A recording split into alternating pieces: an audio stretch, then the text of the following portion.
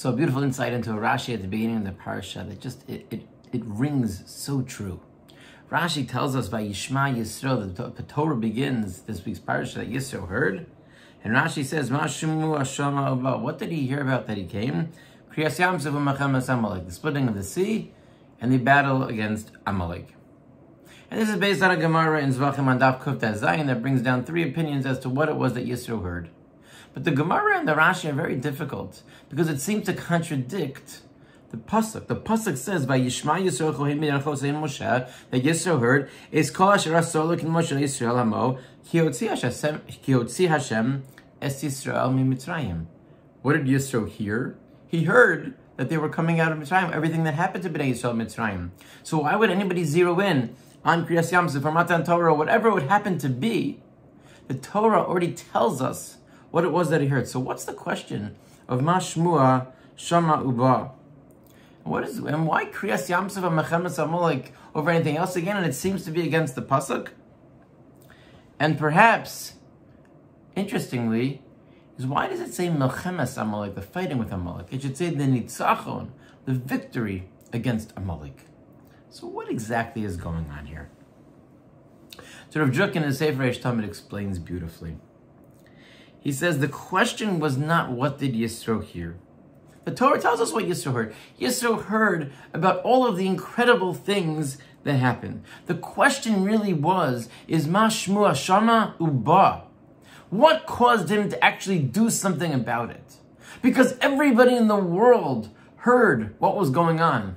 Yisro heard what was happening. Everybody heard what was happening. But Ma Shmua Shama, what of all of the things that happened caused him to come? Something that didn't happen to everybody else. And on this he suggests that the pasuk says in Az Yasir Shamu Amim Regazun Chilu Chazesh V'Plashes. When it came to Kriyas Yamsuf, the nations heard what was happening and they shuddered and they shook. And everybody heard what was going on. And yet, what do we know happened? Amalek was still able to fight.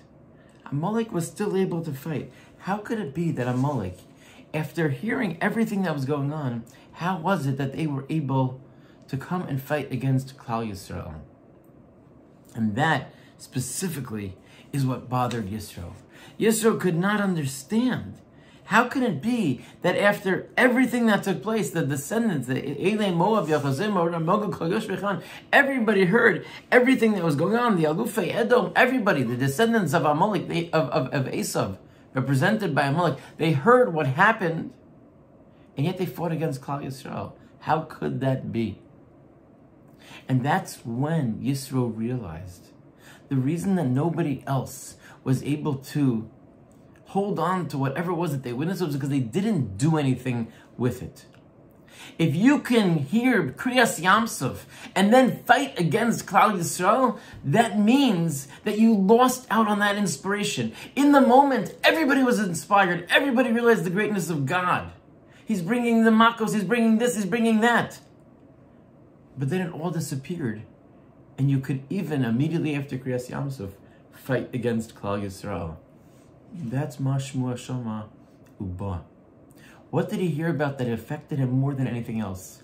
Was the combination of Kriyas Yamsuf and Mechemes Amalek. It wasn't that Klal Yisrael beat Amalek. It was that after a Kriyas Yamsuf, Mechemes Amalek, that Amalek could still fight. That is what shocked Yisro to his core. How can it be that people heard what happened, they saw what happened, they knew the greatness of God, and yet they would fight against his people?